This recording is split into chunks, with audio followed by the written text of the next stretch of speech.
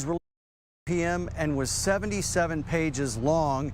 It coincides with a meeting that's going on right now, a private meeting here in Uvalde, where it's being presented to the victims' families by state officials. Here outside Robb Elementary, where there's a large memorial still, people continue to come here 54 days after the massacre.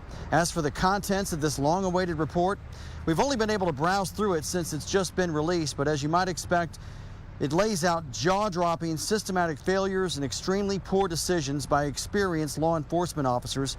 But by far the most damning piece of information is one of the conclusions which stated in the report. It says, quote, "It is plausible that some of the victims could have survived if they had not had to wait 73 additional minutes for rescue," end quote. It also says that most of those who died were killed in the very first barrage of rifle fire. This report that was released today by a Texas House committee is the most detailed to date of the May 24th school shooting here in Uvalde at Robb Elementary School. It breaks down the failures into three categories, really. The family of the shooter being unable to recognize warning signs of his behavior and his desire to get guns and acquire a arsenal.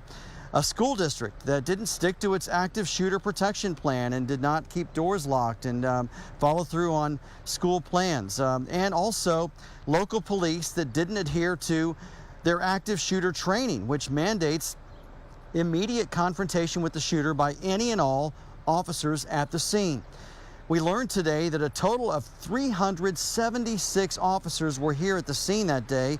The report criticized the lack of urgency to take down the gunman. Most of those officers were state and federal, which suggests far more accountability than just Uvalde ISD Police Chief Pete Arredondo, who has been vilified for his lack of action.